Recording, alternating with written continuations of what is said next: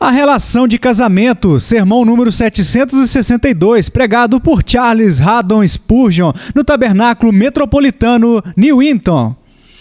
Convertei-vos, ó filhos rebeldes, diz o Senhor, pois eu vos desposei. Jeremias 3:14.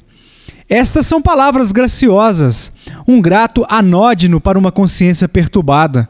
Tal conforto singular é apropriado para animar a alma e colocar o mais brilhante tom em todas as suas perspectivas. A pessoa a quem isso é dirigido tem uma posição eminentemente feliz. Satanás estará muito ocupado com você, crente em Cristo, esta noite. Ele dirá: que direito você tem de acreditar que Deus é casado com você? Ele irá lembrá-lo de suas imperfeições e da frieza de seu amor, e talvez do estado de retrocesso do seu coração. Ele dirá: ora, com tudo isso sobre você, você pode ser presunçoso o suficiente para reivindicar união com o Filho de Deus? Você pode se aventurar a esperar que haverá qualquer casamento entre você e o santo? Ele dirá a você como se ele fosse um advogado da santidade, que não é possível que tal pessoa como você sente que é, possa realmente ser um participante de tão precioso e especial privilégio como ser casado com o Senhor. Que isso seja suficiente para uma resposta a todas essas sugestões. O texto é encontrado dirigido não para o cristão em um estado de florescimento de coração, não para os crentes no Monte Tabor transfigurados com Cristo, e não a uma cônjuge casta e justa, e que senta-se sob o estandarte do amor, banqueteando-se com o seu Senhor. Mas os destinários são aqueles que são chamados de filhos rebeldes. Deus fala à sua igreja em seu mais baixo e abjeto estado. Embora ele não deixa de repreender o seu pecado, lamenta-o e a faz lamentá-lo também. Mas ainda assim, em tal condição, ele diz a ela: eu vos desposei. É por graça que ele se casasse com qualquer um de nós, mas é graça em seu mais alto grau. É o oceano de graça em sua maré alta, que ele fale assim aos filhos rebeldes. Que ele fale em notas de amor a qualquer um da raça caída de Adão. É extremamente estranho, é maravilhoso, mas que ele escolha aqueles que se comportaram traiçoeiramente para com ele, que viraram as costas para ele e não o rosto, que portaram-se falsamente com ele, embora sejam seus próprios, e diz-lhes: eu vos desposei. Isso é uma doçura de amor além do que poderíamos supor ou imaginar. Ouve, ó céus, e admire-se, ó terra, que todo coração com discernimento irrompa em cântico. Sim, que cada mente humilde bendiga e louve a condescendência do Altíssimo. Animai-vos, pobres corações abatidos. Aqui há doce estímulo para alguns de vocês que estão deprimidos e desconsolados e sentam-se sozinhos. Tirem águas vivas deste poço. Não deixe que o barulho dos arqueiros o mantenha distante do lugar onde se retira a água. Não tema que você venha a ser amaldiçoado enquanto você está aguardando a bênção. Se você temer, apenas confie em Jesus. Se você tem apenas um interesse vital naquele Senhor, uma vez humilhado, agora exaltado, venha com santa ousadia ao texto, e qualquer que seja o conforto que haja aqui, receba-o e se alegre nele. Para esta finalidade, vamos considerar atentamente a relação da qual se fala aqui e diligentemente investiguemos o quanto estamos experimentalmente familiarizados com ela. 1. Ao considerar a relação da qual se fala aqui, você observará que a relação de casamento, embora seja extremamente próxima, não provém de nascimento. Primeiro, o casamento não é uma relação de consanguinidade original. É contraída entre duas pessoas que possivelmente, durante a primeira parte de suas vidas, eram inteiramente estranhas uma à outra. Eles podem apenas ter raramente olhado um ao outro face a face, exceto durante poucos meses que antecedem o seu casamento. As famílias podem não ter nenhum conhecimento anterior uma da outra. Eles podem ter vivido longe como antípodas. Um pode ter sido opulento e ter posse de vastos domínios, e o outro pode ter sido pobre e vivido em circunstâncias difíceis. Genealogias não o regulam. As disparidades não o impedem. A relação não é por nascimento natural, mas por acordo voluntário ou aliança. Essa é a relação que existe entre o crente e Deus. Seja qual for a relação que havia originalmente entre Deus e o homem, foi quebrada e extinta pela queda. Nós éramos alienados, estranhos e estrangeiros, estávamos longe de Deus pelas nossas más obras. Desde então, não tivemos mais nenhuma relação com o Altíssimo. Fomos banidos de sua presença como traidores de seu trono, como criminosos condenados que haviam se revoltado contra seu poder. Entre as nossas almas e Deus não poderia haver comunhão. Ele é luz e nós somos trevas. Ele é a santidade e somos pecado. Ele é o céu e nós somos muito mais semelhantes ao inferno. Nele existe grandeza consumada e nós somos débeis e insignificantes. Ele enche todo mundo com a sua força e quanto a nós, somos as criaturas de um dia que de nada sabemos e que somos esmagados pela traça. Há um abismo entre os dois. Deus e um pecador é algo terrível de se contemplar. Há uma grande diferença entre Deus e a criatura, mesmo quando a criatura é pura, mas entre Deus e a criatura caída, onde está aquele que pode medir a infinita distância? Onde haveria um meio de alguma vez superar tão terrível abismo, a menos que o Senhor Jesus o tivesse encontrado em sua própria pessoa, em sua própria paixão? Como poderíamos alguma vez perceber o propósito infinito, a menos que tivesse sido revelado a nós como um fato consumado, pelo qual ele nos reconciliou e nos trouxe em comunhão consigo mesmo, a ponto de sermos casados com ele? Agora, cristão, apenas contemple o que você era e a família degradada que pertencia, para que você possa magnificar as riquezas da sua graça, que abraçaram você em sua baixeza e tenha assim unido a si mesmo em todas as promessas de um marido, de modo, ele diz, eu vos desposei. O que você era? É um catálogo sombrio dos abomináveis transgressores, aquele que o apóstolo dá na primeira epístola aos Coríntios, capítulo 6, versículos 9 e 11. Eu me abstenho de um recital dos imundos vícios, no final do qual ele diz, mas vós fostes lavados, mas fostes santificados. Nesses crimes que ele enumera, muitos de nós tínhamos uma cota, ou melhor, todos nós. Quem era nosso pai e a casa que de nosso pai? Qual era o nosso objetivo de vida? Qual era a nossa prática? Quais eram os nossos desejos? Quais eram as nossas inclinações? Eles eram terrenos, baixos, infernais. Nós estávamos distantes de Deus e nós amávamos essa distância também. Mas o Senhor Jesus tomou sobre si a nossa natureza. Sobre ele o Senhor colocou a iniquidade de todo o seu povo. E por quê? Não apenas para nos salvar da ira vindoura, mas para que, sendo salvos da nossa degradação, por meio de sua expiação, e sendo santificados e encontrados pelo poder do Espírito, tivéssemos uma relação estabelecida entre nós e Deus que não foi formada por natureza, mas que foi obtida e consumada por sua maravilhosa graça. Ao Senhor demos graças nesta noite, enquanto nós nos lembramos do abismo onde estávamos caídos e chamemos a atenção para o fato de que agora estamos unidos a Ele em laços de sangue e cordas de amor. Segundo, a união de casamento é o resultado de escolha. Qualquer exceção a esta regra que seja invocada é nula na razão, porque surge da loucura e transgressão. Não deve haver nenhuma exceção. Absolutamente não pode ser considerado um casamento verdadeiro se não houve uma escolha de cada parte.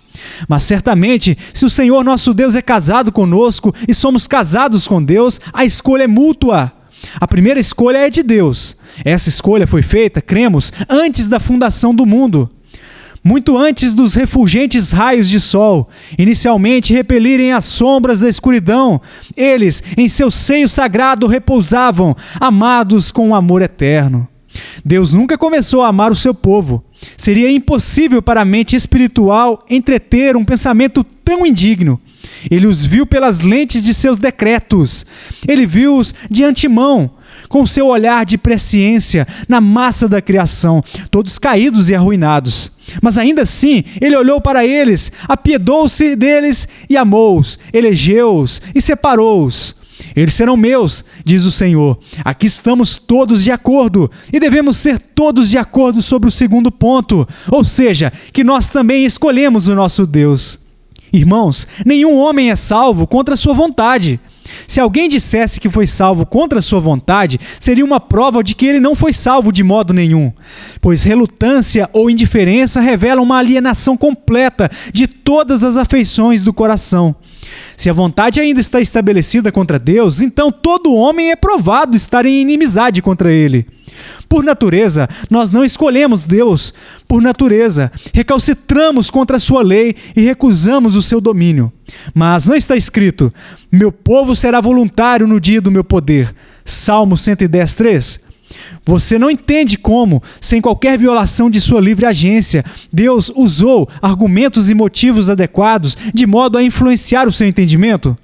Através de nosso entendimento, a nossa vontade é convencida e nossas almas são atraídas espontaneamente.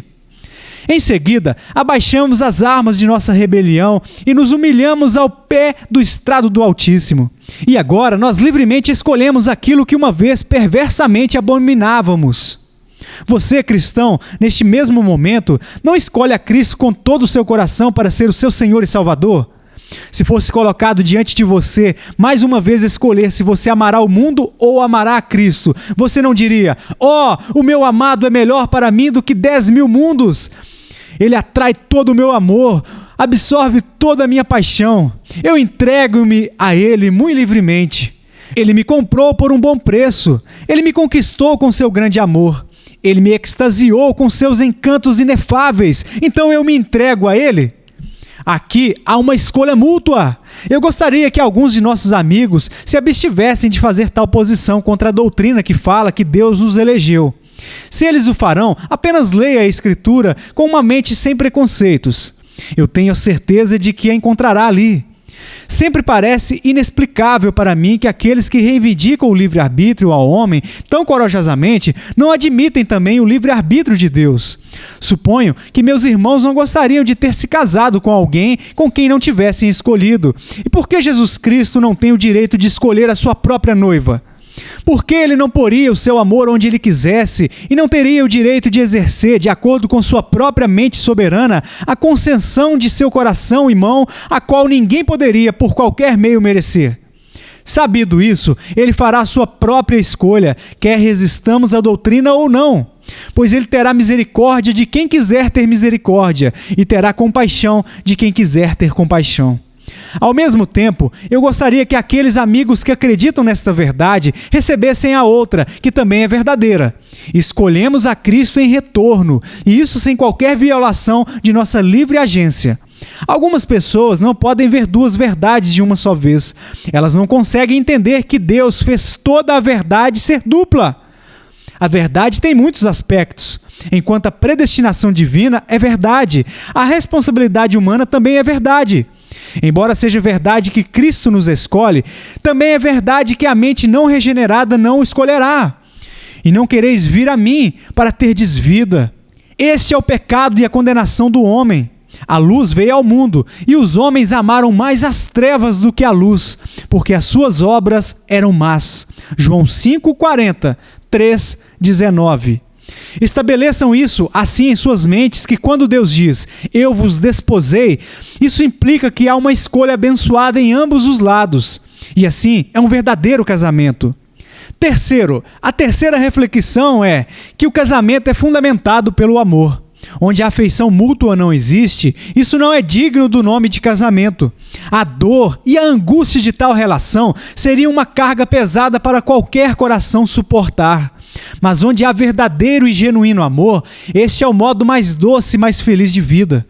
É uma das bênçãos do paraíso que foi preservada para nós após a queda. Sem amor, a vida conjugal deve ser como experimentar algumas das próprias dores do inferno na terra.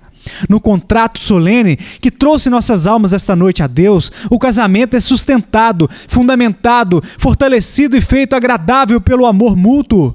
Eu preciso falar com você do amor de Deus? É um tema que dificilmente eu sou competente para falar. Você precisa sentar e derramar lágrimas devido a esse assunto com muita alegria.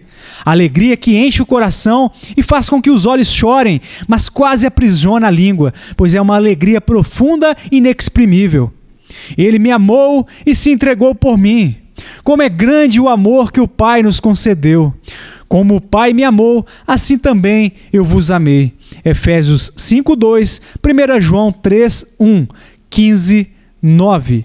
A tarefa de declarar o amor de Deus superaria os poderes de um anjo. Certamente será o nosso serviço abençoado ao longo das eras da eternidade compreender o amor de Deus. E talvez, quando milhares de milhões de anos passarem sobre nossas almas felizes, nós ainda seremos muito afetados e maravilhados pelo amor, como fomos a princípio. A maravilha não diminui à medida que a examinamos. A familiaridade não pode torná-lo comum. Quanto mais nos aproximamos do amor de Deus, tanto mais profunda será a nossa admiração, assombro e temor. Será como uma surpresa grande que Deus amasse tais criaturas infiéis, indignas e insensíveis como nós mesmos, ao final de 10.000 anos, como era no início, talvez até mais. Quanto mais profundamente chegamos a conhecer o amor de Deus, mais plenamente vamos entender a bondade e a santidade do Senhor. Assim, a nossa maravilha crescerá e se expandirá. Mesmo no céu, seremos tomados de surpresa e admiração pelo amor de Deus por nós. O arrebatamento aumentará a reverência que sentimos. Pois bem, amados irmãos, eu confio também que o amamos em retorno. Vocês nunca sentem uma terna afeição enquanto meditam sobre o Cristo de Deus? Quando às vezes vocês ouvem um sermão em que a querida afeição do Salvador é mostrada, vocês não sentem que surgem espontaneamente lágrimas do seu rosto? O vosso coração não dilata, às vezes, como se fosse incapaz de segurar as vossas emoções? Não há uma alegria indizível e cheia de glória que vem sobre vocês? Vocês não podem dizer: Jesus, eu amo o teu nome encantador. Ele é música para os meus ouvidos. Felizmente, eu o cantaria tão alto, para que a terra e o céu o ouvissem. Eu espero que você não precise cantar nesta noite. Esta é uma questão que eu desejo saber. Mas eu confio que no silêncio solene de suas almas vocês possam dizer: tu sabes que te amo. Tristes pelo fado da pergunta ter sido feita, mas ainda assim, prontos para responder com Pedro: Senhor, tu sabes tudo, tu sabes que te amo. Ora, é impossível para você amar a Deus sem a forte evidência conclusiva de que Deus lhe ama.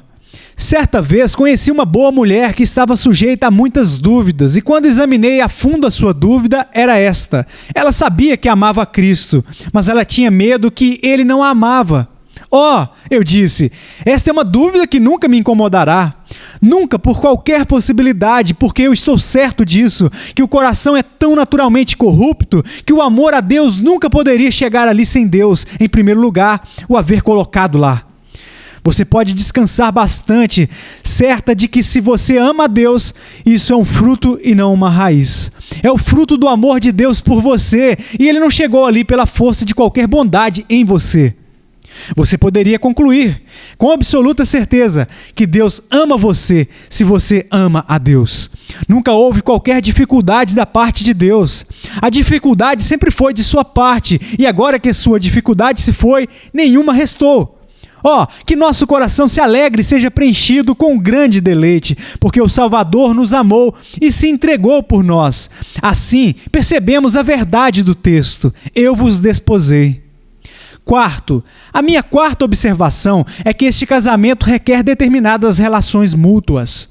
Eu não posso dizer deveres, pois as palavras parecem fora de lugar em ambos os lados.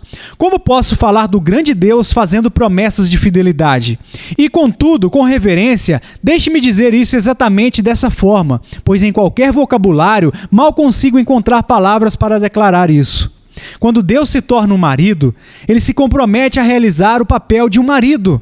Quando ele diz, o teu Criador é o teu marido, Isaías 54:5, você pode estar certo de que ele não assume o relacionamento sem assumir, devo dizê-lo, todas as responsabilidades que pertencem a um marido. A porção de Deus é nutrir, valorizar, proteger, defender e abençoar aqueles com quem ele condescende, em infinita misericórdia, a entrar em união de casamento. Quando o Senhor Jesus Cristo tornou-se o marido de sua igreja, ele sentia que tinha uma obrigação e compromisso para conosco, e na medida em que dívidas haviam sido contraídas, ele as pagou. Sim, disse o Filho, por ela eu irei, através de todas as profundezas do pecado e aflição, e mesmo na cruz ouso suportar as dores amargas da morte. Ele nunca recuou de fazer qualquer daquelas obras amorosas que pertencem ao marido de sua esposa escolhida. Ele exaltou a palavra marido, e ela se tornou mais cheia de significado do que nunca tivera antes, de modo que o apóstolo pôde vê-la brilhando sob uma nova luz e dizer: maridos, amai as vossas mulheres, como Cristo amou a igreja e se entregou por ela. Efésios 5, 25. Oh, sim, queridos amigos, há uma responsabilidade decorrente dessa relação e Jesus Cristo não se afastou dela. Você sabe que ele não se afastou. E agora, o que acontece com o nosso lado? A mulher deve reverenciar o marido e submeter-se a ele em todas as coisas. Essa é precisamente a nossa posição em relação àquele que se casou conosco. Deixe que a vontade de Jesus seja a nossa vontade. Deixe que o seu desejo seja a nossa lei. Nunca precisaremos ser fustigados no serviço, mas diremos: é o amor que faz com que nossos pés dispostos movam-se em obediência rápida. Ó cristão, se o mestre condescende em dizer: eu sou o teu marido, você nunca precisa se perguntar: qual é o meu dever? Mas você dirá: o que posso fazer por ele? A esposa amorosa não diz: qual é o meu dever? E fica friamente questionando o quão longe ela deve ir e quão pouco ela pode fazer. Mas tudo o que ela pode fazer por aquele que é seu marido, ela fará. E tudo o que ela puder pensar, cada coisa em que ela puder dedicar-se na tentativa de agradá-lo em todas as coisas, ela certamente o fará e realizará. E você e eu faremos o mesmo se compreendemos a nossa união com Cristo. Ó amados, não se tornem sentimentalistas e desperdicem as suas forças em sonhos tolos, como alguns têm feito. Considerem isto enquanto esposas do Senhor. Onde a família é numerosa, o trabalho é pesado e a responsabilidade é grande. Devo lembrá-los, se o tempo permitir, das palavras do rei Lemuel e do oráculo que lhe ensinou sua mãe. Tenham paciência comigo, pelo menos enquanto eu os advirto a ouvirem a sabedoria de uma mãe para com seu filho, para que o coração do seu marido possa confiar com segurança em vocês. Tenham cuidado para fornecer alimento para sua família. Coloquem as suas mãos no fuso. Não deixem de ser diligentes e não comam o pão da preguiça. Estendam a mão aos pobres e estendam as duas mãos para os necessitados. Abram a boca com sabedoria e certifiquem-se de que a lei da bondade esteja em sua língua. E também não se esqueçam de vocês mesmos em relação a todos os deveres de sua posição. Devem cumprir as suas obrigações para com o seu Senhor. Palavras curtas, mas poderosas, atos inigualáveis, contam como Jesus nos amou. Que possamos esculpir a nossa canção de amor a Ele nos corações de alguns ternos filhinhos que são colocados em nosso caminho e são comprometidos aos nossos cuidados. Que a vida que agora vivemos na carne, pela fé no Filho de Deus, possa tornar-se um poema e uma grata resposta àquele que nos amou e se entregou por nós. Espero que agora entendamos que quando Deus diz, eu vos desposei, isso exige responsabilidades mútuas. Em quinto lugar, isso também envolve confidências mútuas. Como chamaremos de casamento aquilo em que marido e mulher são apenas duas pessoas, mantendo a individualidade e como se fosse uma condição escrupulosa de contrato? Isso é totalmente estranho à ideia divina. Em um verdadeiro casamento, o marido e a mulher tornam-se um. Doravante, as suas alegrias e as suas preocupações, suas esperanças e seus labores, suas dores e seus prazeres, levantam-se e misturam-se em fluxo. Irmãos, o Senhor nosso Deus disse que o segredo do Senhor é com aqueles que o temem, e Ele lhes mostrará a sua aliança. Salmo 25, 14. Disse-lhe Judas, não o Iscariotes: Senhor, de onde vem que te hás de manifestar a nós e não ao mundo? João 14, 22. Havia o segredo, porque existe uma união entre Cristo e seu povo, que não há entre Cristo e o mundo. Quão alegremente as palavras soam! Elas são um anel prateado em si mesmas. Já vos não chamarei servos, porque o servo não sabe o que faz o seu senhor. Mas tenho-vos chamado amigos, porque tudo quanto ouvi de meu Pai vos tenho feito conhecer. João 15, 15. Cristo não retém nada de você. Lembre-se de outra palavra dele: se não fosse assim, eu vos teria dito. Ó, que deleite! Ele diz: vou preparar-vos lugar. Ele lhes diz que ele está indo preparar um lugar para eles. Então diz: se não fosse assim, eu vos teria dito. Eu não mantenho segredos em relação a vocês. Vocês são meus próximos, minha carne e meus ossos. Eu saí da casa de meu Pai em glória para que eu pudesse tornar-me um com vocês. E me manifestei e não escondi nada de vocês, mas revelei o meu coração e minha alma a vocês. Agora, cristão, veja, você está na relação de um cônjuge e você deve abrir o seu coração para Cristo. Não vai conte os segredos do seu coração aos seus próximos e nem para os seus amigos, pois de alguma forma ou de outra, o coração mais simpatizante não pode adentrar em toda a nossa dor. Há uma tristeza da qual o estranho não pode participar, mas nunca houve uma dor na qual Cristo não pudesse simpatizar. Faça do Senhor Jesus um confidente, conte-lhe tudo. Você é casado com ele, desempenhe o papel de uma esposa que não mantém segredos, não esconde aflições nem alegrias. Conte-lhe tudo. Eu estava em uma casa ontem, onde havia uma criancinha e foi dito dela: ela é uma criança tão engraçada. Eu perguntei de que maneira e a mãe disse: bem, se ela cai e se machuca na cozinha, ela sempre subirá as escadas chorando e contando a alguém. Então ela desce e diz: eu contei a alguém. E se ela está lá em cima, ela desce e diz a alguém. E quando volta, age da mesma maneira: eu disse a alguém. E ela não chora mais. Pois bem, eu pensei, devemos dizer a alguém, visto que é da natureza humana buscar ter simpatia. Mas se nós sempre formos a Jesus e lhe dissermos tudo e não o deixarmos, podemos muitas vezes lançar o fardo e ser aliviados com uma grata canção. Façamos assim e vamos com todas as nossas alegrias e todos os nossos problemas até aquele que diz: eu vos desposei. Eu sei que o diabo dirá: ora, você não deve dizer ao Senhor o seu problema atual, pois ele é muito pequeno e, além disso, você sabe que agiu errado e que é o responsável por trazer este problema sobre si mesmo. Bem, mas você dizer ao seu marido, não é? E você não contará ao seu Senhor? Você não poderia contar a um mestre, mas você pode contar a um marido. Não volte ao antigo estado legal de chamar Cristo Baali, mas chame-o de Ishi, meu homem, meu marido. E ponha nele a confiança que se espera que a mulher coloque sobre um marido que a ama afetuosamente. Sexto, devemos ir para um sexto ponto. Este casamento implica comunhão em todas as suas relações. Tudo o que o marido possui torna-se de sua esposa. Ela não pode ser pobre se ele for rico. E o pouco que ela tem, seja ela quem for, passa a ser dele também. Se ela está em dívida, seus débitos tornam-se seus. Quando Jesus Cristo tomou o seu povo, deu-lhes tudo o que ele tinha. Não há nada em Cristo que ele não deu. É digno de observação que ele deu à sua igreja o seu próprio nome. Onde, diz você? Bem, existem duas passagens em Jeremias 23, 6 e 33, 16, que notavelmente ilustra isso. No primeiro diz: este será o seu nome, com o qual Deus o chamará. E no outro: este é o nome com o qual Deus a chamará. Em ambas, o nome é idêntico: Yahvé Tsidkenu, o Senhor nossa justiça. O que? Ela será chamada? Sim, como se ele dissesse: ela terá o meu nome, e com o nome, é claro, todo o reconhecimento público do seu interesse por ela e do interesse dela por ele.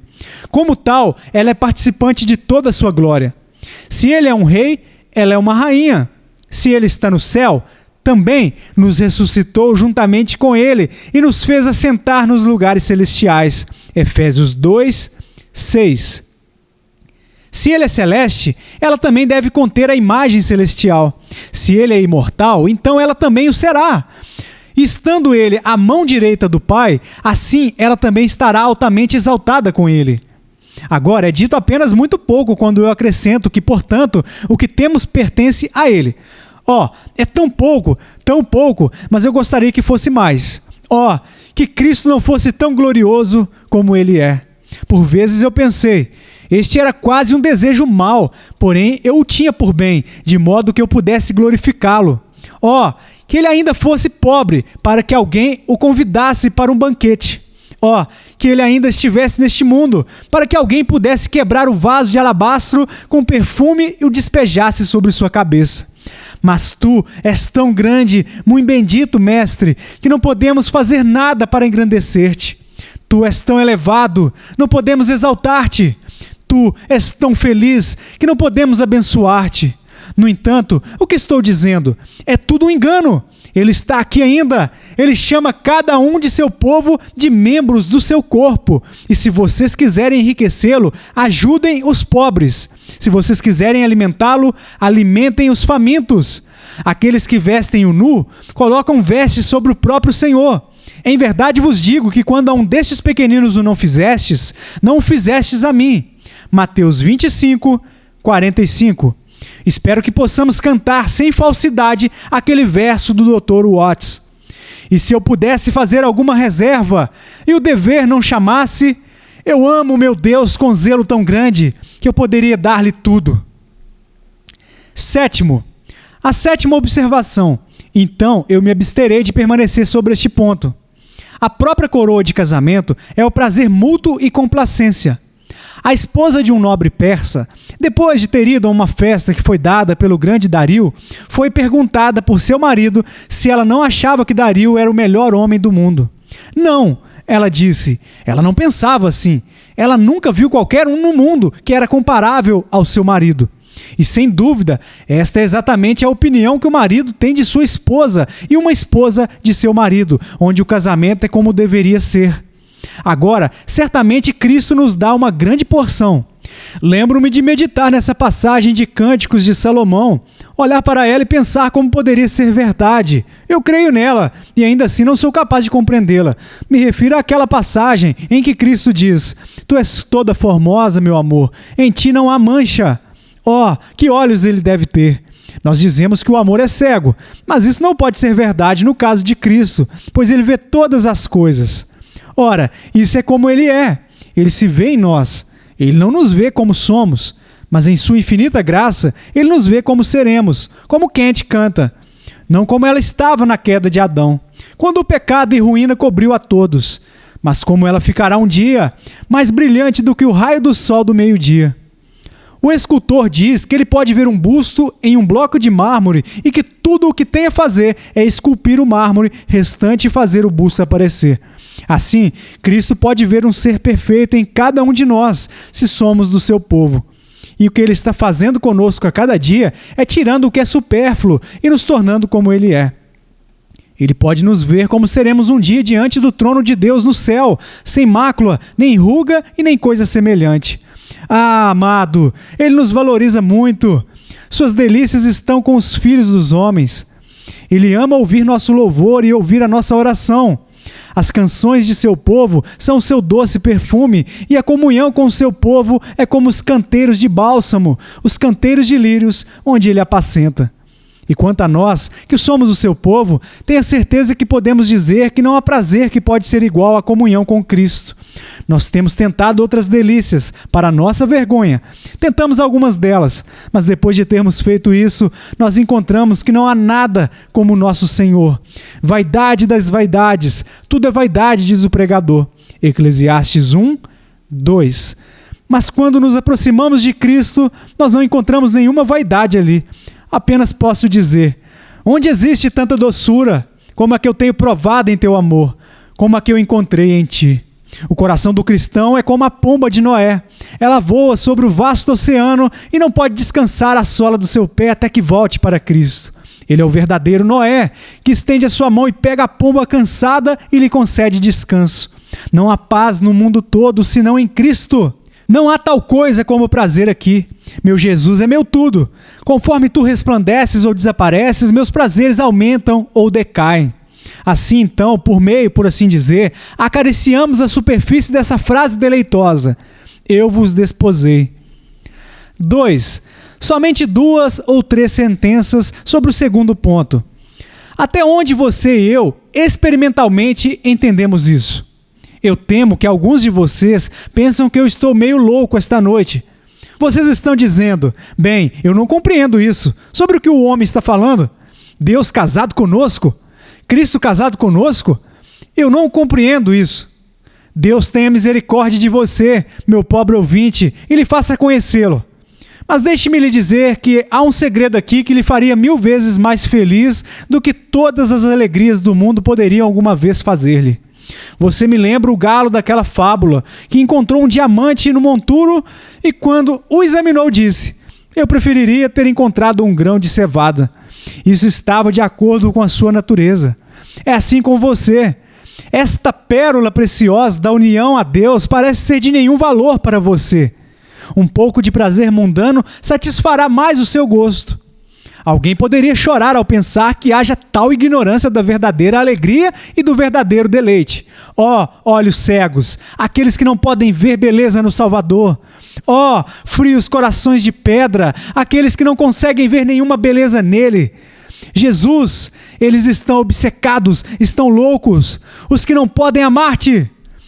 É uma estranha vaidade dos filhos dos homens o pensar que eles podem agir sem ti, que eles podem ver alguma luz para além de ti, sol da justiça, ou qualquer coisa bela em todos os jardins do mundo à parte de ti, rosa de Saron, tu lírio dos vales. Que eles te conhecessem.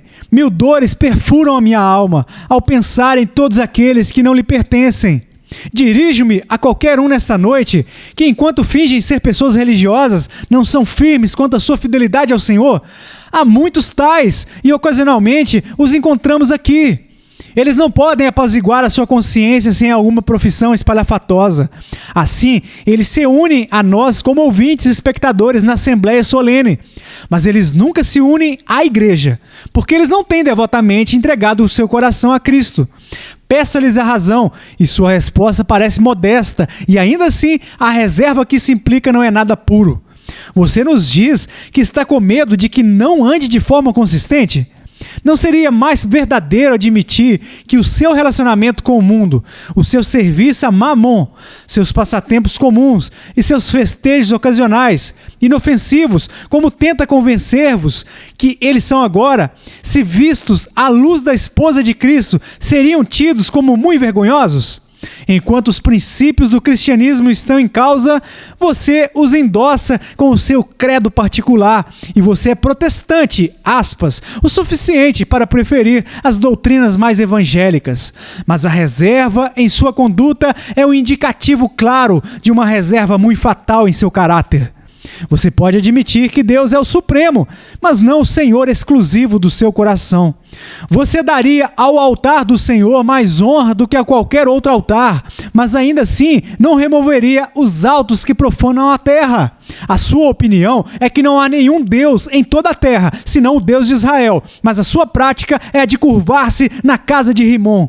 Você deseja ter todas as promessas de Deus concedidas a você, mas decididamente se opõe a fazer quaisquer promessas em seu santuário. É para tais como você que estes apelos graciosos são muito desagradáveis. Convertei-vos, ó filhos rebeldes, diz o Senhor, pois eu vos desposei. Nada em sua experiência corresponde a isso. Você fica distante como se estivesse ofendido. Devo adverti-lo, portanto, que Deus pode ser o seu Deus somente nestes laços de união pactual. Mas, cristão, eu falo com você. Você sabe alguma coisa sobre isso, a saber que Deus é casado com você? Se você o sabe, você não pode dizer comigo, sim, e ele tem sido um marido muito fiel a mim? Agora, não há um de vocês que pode objetar a isso. Até agora, ele tem sido muito fiel a você e o que você tem sido para ele? Quão bondoso e terno ele tem sido, quão fiel, generoso e compassivo. Em cada aflição sua, ele foi angustiado e o anjo da sua presença o salvou. Exatamente em sua maior necessidade, ele veio em sua ajuda. Ele conduziu você através de todas as dificuldades até agora.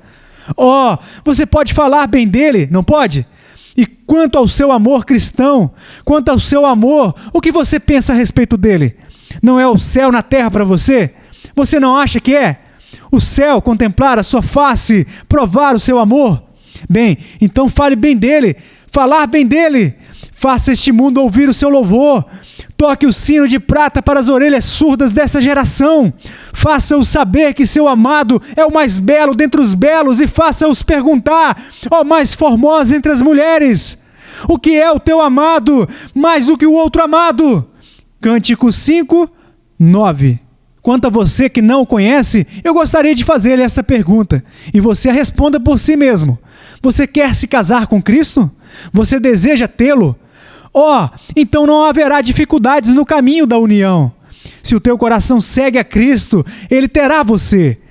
Se quando tu concedes o leito de tua casa, tu lhe dizes: querido Salvador, aqui está o meu coração, tome-o, lave-o, salve-me, Ele te ouve. Seja tu quem fores, Ele não vai recusar-te. Ele te procura, busca-te. E quando tu procuras por Ele, esse é um sinal claro de que Ele já te encontrou. Ainda que tu ainda não o tenhas encontrado, mas Ele já te encontrou. A aliança de casamento está pronta.